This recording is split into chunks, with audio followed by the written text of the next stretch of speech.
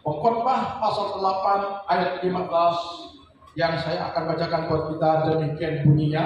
Oleh sebab itu, aku memuji kesukaan karena tidak ada kebahagiaan lain bagi manusia di bawah matahari kecuali makan dan minum dan bersukaria.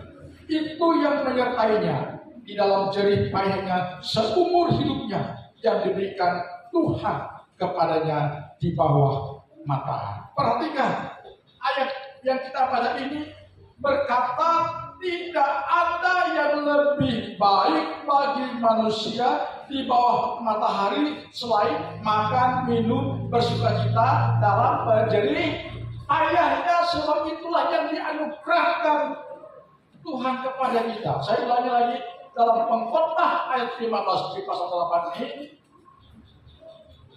mengatakan kepada kita tidak ada yang lebih baik bagi manusia di bawah matahari selain makan, minum, bersukaria dalam jerih payah kita. Sebab itulah yang Tuhan anugerahkan kepada kita. Nah, kalau kita melihat ayat ini, kita lihat ada banyak orang yang tidak bisa menikmati sukacita yang sejati sebagai anugerah yang mereka terima dari Tuhan melalui hasil usaha dan perjuangan mereka. Sehingga ada banyak orang yang sukses dalam penyampaian khusus untuk mengejar kemakmuran finansial, tapi mereka tidak menikmatinya sebagaimana yang mereka harapkan. Dan itulah yang membuat hidup manusia menjadi salah jalan. Ya. Maka banyak orang yang lari ke narkoba, kepada kehidupan yang lepas kontrol, karena mereka sudah kehilangan sesuatu yang sebenarnya Tuhan sudah anugerahkan kepada mereka. Perhatikan Bapak Ibu Saudara, ayat 15 dari Pengkhotbah pasal 8 tadi mengajarkan kepada kita bahwa hidup bukan hanya soal mencari hasil, tetapi juga belajar menikmati anugerah Tuhan di tengah usaha dan kerja keras. Amin. Karena kerja keras kita itu bagian daripada ibadah. Dan kalau kerja keras kita tidak kita nikmati dengan cara Tuhan, hati-hati, saudara. Hati-hati. Ada sesuatu yang hilang dari diri saudara. Kita sering berpikir begini ya. Kita sering berpikir begini bahwa kebahagiaan akan datang kalau semua masalah selesai. Kebahagiaan akan datang kalau kita tidak mengalami masalah. Benar? Firman Tuhan mengingatkan kita bahwa di tengah kehidupan yang tidak ada kepastian ini yang sedang kita jalani, kita akan selalu diperhadapkan pada yang namanya masalah, yaitu masalah kehidupan. Tetapi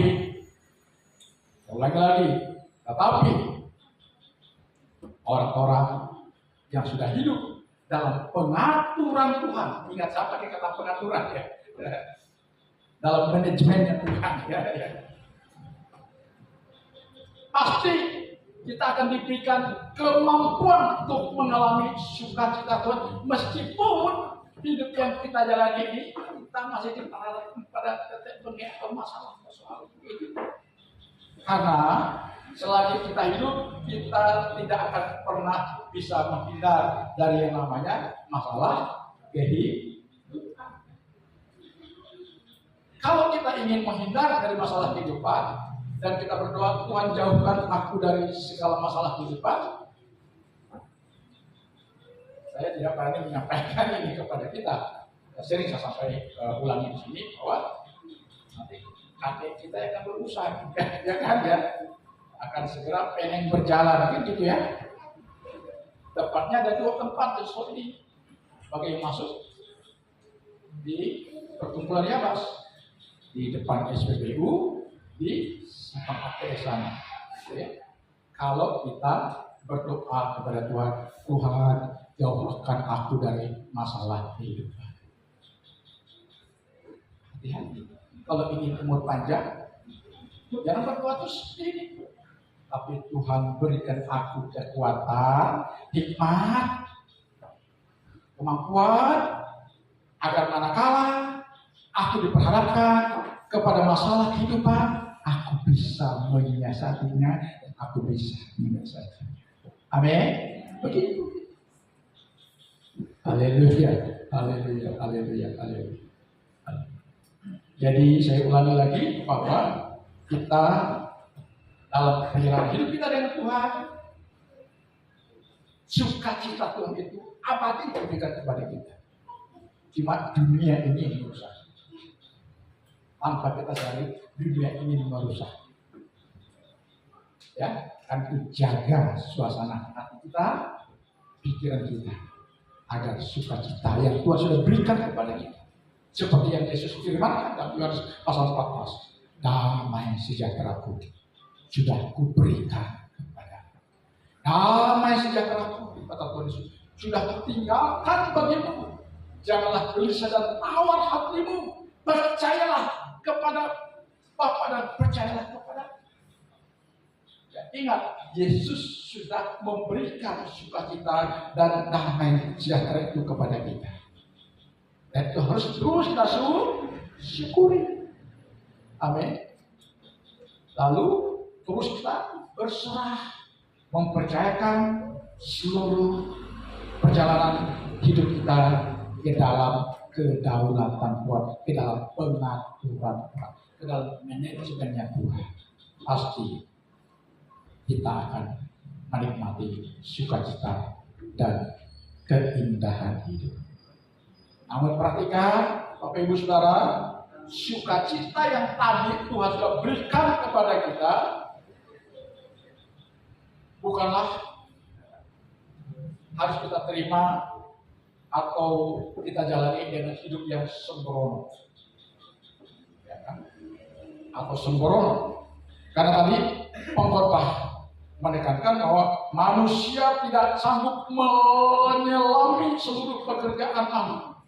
Sehingga kita diambil hidup dengan rendah hati, bersyukur, menerima setiap hari sebagai pemberian Tuhan. Itu sebabnya saya pengalaman pribadi, tiap pagi saya bersyukur kepada Tuhan kalau dari tidur, Tuhan terima kasih kalau aku masih bangun pagi ini. Terima kasih napas hidup masih kau berikan kepadaku. Terima kasih kesehatan yang kau berikan kepadaku. Terima kasih untuk pagi yang indah, hari yang baru yang kau berikan kepadaku. Terima kasih untuk penyediaanmu hari ini kepadaku dan keluarga. Terima kasih, aku mensyukuri akan nikmat berkat hari ini yang kau berikan kepada kami. Amin. Kita berkata bersama. Amin. Simpel doanya, simpel. Berserah, memohon kepada Tuhan. Pertama dalam doa kita jangan lupa. Saya setiap hari berdoa begini. Hari ini aku berserah ke dalam pengaturan-Mu. Kuasai hatiku, kuasai pikiranku, ya kan?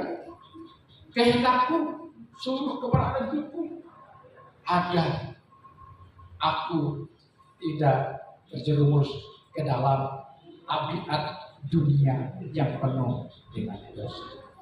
Gitu ya. Jadi kita mohon dimentori Roh Kudus agar hari itu kita dapat jalannya dengan baik. Ada kata, ada godaan, nanti Roh Kudus akan berbicara kepada kita. Hei, hati-hati. Itu bukan lagi dari dunia, ya kan? Hati-hati. Ya. Demikian kita bisa ya. Nah, Bapak Ibu Saudara-saudara, dari ayat yang kita baca ini, saya ingin mengajak kita belajar 3. Ya. belajar 3. Yang pertama, sebagaimana bunyi ayat tadi, saya ulangi lagi ya. Oleh sebab itu Raja Salomo, raja paling kaya sejamannya, raja paling berhikmat sejamannya, raja paling jaya sejamannya, raja paling dihormati sejamannya. Dia berkata demikian, oleh sebab itu aku memuji kesukaan, karena tidak ada kebahagiaan lain bagi manusia di bawah matahari, kecuali makan dan minum dan bersukaria. Itu yang menyertainya dalam jerih payahnya seumur hidupnya yang diberikan Tuhan kepadanya di bawah matahari. Nah, 3 hal kita harus belajar dari ayat ini. Yang pertama, mari kita bersyukur atas hal-hal sederhana yang Tuhan berikan kepada kita setiap hari. Amin. Jangan kita hanya mau bersyukur dengan hal yang wah, ya kan? Tapi hal yang sederhana. Apa hal yang sederhana? Kalau kita bangun tidur itu kan sederhana. Yang orang dunia anggap ini sebagai kehidupan alami katanya ya. Kita tidak ngerti. Tapi kita sebagai orang sudah paham bahwa kita sudah di dalam Tuhan, maka setiap hembusan napas yang kita nikmati itu adalah dari Tuhan. Kita bangun dari tidur juga karena Tuhan. Kita bisa melewati setelah karena Tuhan. Karena itu hal-hal yang sederhana ini harus kita syukuri. Amin. Haleluya. Percayalah, kalau kita mampu bersyukur dari hal-hal yang sederhana, percayalah Tuhan disenangkan oleh kita. Amin. Haleluya. Dan saya pernah mengatakan, saya pernah mengucap syukur level dewa, ya, mengucap syukur level dewa. Rasa disakiti, rasa dikecewakan, rasa tidak dihargai, rasa dilecehkan, rasa direndahkan, saya bersyukur. Rasa sakit hati, saya bersyukur. Pergi ke satu tempat, saya angkat tangan begini, saya katakan, Tuhan, Engkau tahu apa yang ada dalam hati. Aku kecewa Tuhan. Aku sakit hati Tuhan. Jujur kan? Aku marah Tuhan.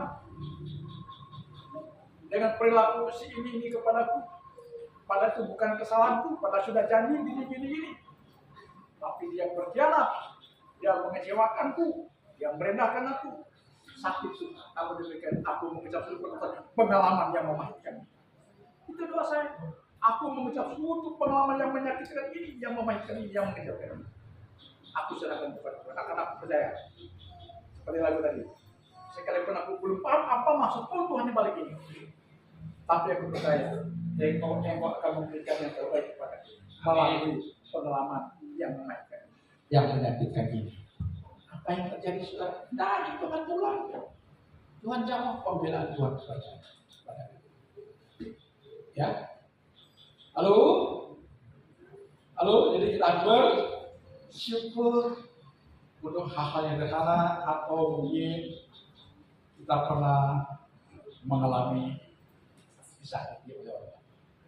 Pernahkah kita bersyukur kepada Tuhan atas pengalaman disakiti? Kalau kita mengucap syukur atas pengalaman yang menyakitkan itu, Tuhan akan menyatakan pembelaan kepada kita. Amin. Haleluya. Itu namanya kita sedang hidup dalam dalam pengaturan Tuhan. Amin. Kalau kita sudah mempercayai Tuhan dan Dia sebagai pemberian kita, sebagai jaminan daripada kelangsungan hidup kita, maka bagian kita adalah kita mau mempercayakan Tuhan, memanage dengan ketaatan kita kepada tuntunan firman-Nya, kepada ajarannya, kepada nasihatnya, kepada tegurannya. Tidak ada cara. Haleluya. Kemudian yang kedua, sudah hampir 10 menit. Saya kejar tidak lama. Yang kedua, apa pelajaran yang kita dapatkan dari ayat Khotbah pasal 8 dan 15 tadi? Selain yang pertama tadi kita mengucap syukur atas hal-hal yang Tuhan sudah berikan kepada kita, hal-hal yang bersama, hal-hal yang mengenai kita. Kita bersyukur sebagai tanda bahwa kita mempercayakan Tuhan. Yang kedua, ya, kita diingatkan Tuhan di sini harus bekerja dengan setia apapun profesi kita, usaha kita. Amin. Bekerja dengan setia tanpa dikuasai oleh rasa kekhawatiran atau kecemasan. Ingat, Indonesia sedang dalam keadaan tidak baik-baik saja. Negara sedang dalam keadaan tidak baik-baik saja. Bagaimana anak-anak Tuhan warga gereja menyikapi keadaan negara yang sedang tidak baik-baik saja ini? Apakah kita harus menyalahkan pemerintah atas programnya yang tidak pro rakyat? Walaupun kita berdarah-darah ngomong, tidak bakalan ada solusi. Solusinya hanya ada pada diri kita. Amin. Hanya ada pada diri kita. Dengan apa? Dengan kita melakukan bagian kita, bekerja dengan setia. Amin. Apapun bentuk usaha kita, pekerjaan kita, tekuni dengan setia, dengan sungguh-sungguh, dengan tidak dibayangi oleh kekhawatiran atau kecemasan. Lakukan bagian kita, karena kita sudah berserah diri kepada Tuhan dan kita sudah tunduk kepada aturannya Tuhan. Percayalah, di sanalah kita akan melihat cara Tuhan membela kita. Amin. Tak usah khawatir, tak usah khawatir. Ya, kalau saudara sudah betul-betul menjadikan Tuhan itu sebagai jaminan hidup saudara, maka kita tidak perlu khawatir. Jangan lupa bagian kita bekerja, ya, berusaha sungguh. Apapun yang sudah kita tekuni. Gagal hari ini masih ada hari esok. Rugi hari ini masih ada celah, masih ada peluang untuk hari esok. Kan begitu kita ya. Jangan gagal rugi hari ini. Udah, aku tobat dengan berusaha lagi. Ini bukan jiwa petarung. Jiwa petarung dia siap mengalami rugi atau kegagalan. Ingat, siapa pencipta bola lampu? Thomas Alva Edison. Berapa kali dia gagal? 1000 kali. Saya baca di media. Orang mencibur dia tetap adakan riset penelitian sampai kali yang ke 1001. Sukses dunia menikmati karya nyata orang yang gagal 1000 kali. Lalu jangan pernah putus asa. Amin. Kalau di sosok ini peluang hidup sangat prospek untuk dunia usaha sangat memiliki peluang, saudara. Asal kita mau tekun. Amin. Tekun dan terus berinovasi. Sepertinya semisal kita sebagai pedagang kuliner, kita harus berinovasi bagaimana cita rasa yang kita ciptakan, ya kan? Niscaya kita akan menjadi pribadi yang berhasil dalam dunia usaha. Haleluya. Jadi yang kedua, kita harus bekerja, berusaha dengan setia, berusaha kuat. Haleluya. Terus libatkan Tuhan dalam seluruh perjalanan hidup dan sukses. Yang terakhir, yang ketiga, yaitu nikmati hidup sebagai anugerah. Lalu nikmati hidup sebagai anugerah Tuhan. Karena tadi ayat yang mengatakan tidak ada yang lebih baik bagi manusia di bawah matahari selain makan, minum, dan bersukaria. Kalau jadi ayatnya seperti itulah yang dianugerahkan Tuhan kepada kita. Jadi hidup yang sedang kita nikmati ini adalah anugerah Tuhan. Harus kita nikmati, harus kita syukuri, harus kita rawat, harus kita jaga.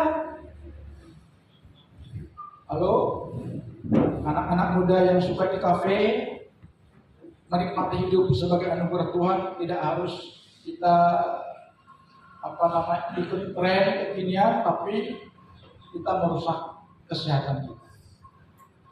Contohnya di Indomaret, saya kalau masuk, oh mau kopi kan? Boleh kopinya keren apa?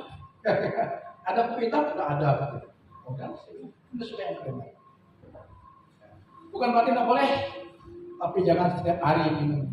Sekali-sekali boleh, ya, sekali-sekali boleh. Ya. Jadi untuk menikmati hidup sebagai anugerah Tuhan, maka ada tanggung jawab dari kita penikmati.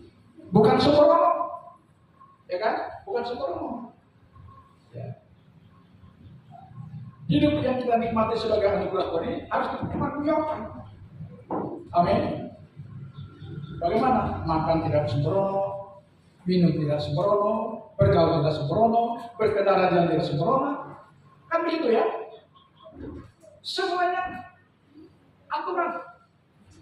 Coba kalau di jalan raya, kalau kita semua turut aturan berkendara, laka lantas bisa diminimalisir.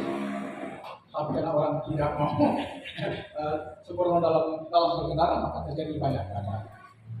Begitu juga orang banyak masalah kesehatan. Termasuk ibu karena korban laka lantas.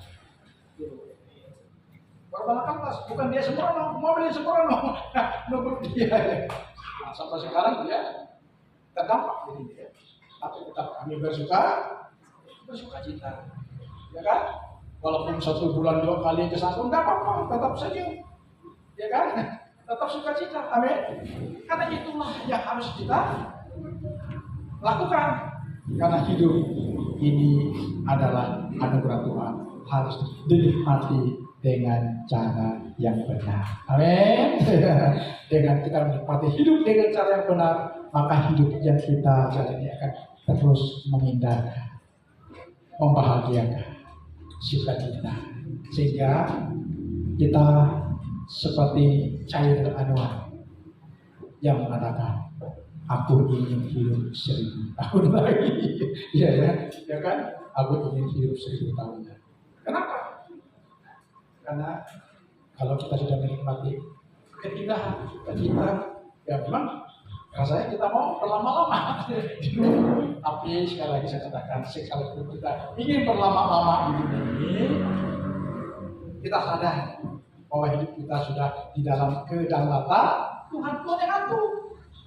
Waktu Tuhan berkata, Pak Andi, engkau tinggal sekian bulan lagi ya, kontrakmu di bumi.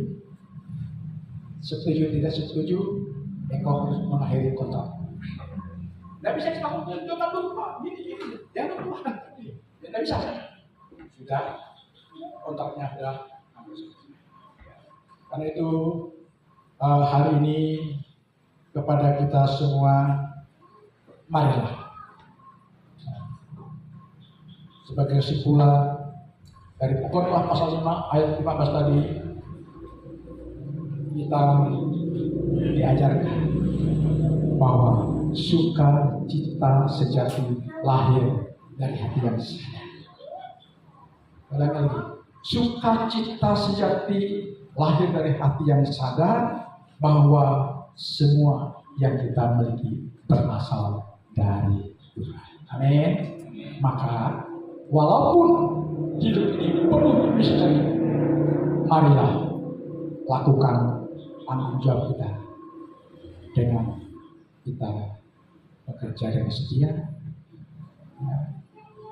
hidup dengan penuh syukur, dan menikmati sukacita yang Tuhan sudah berikan. Tuhan Yesus memberkati. Haleluya. Haleluya.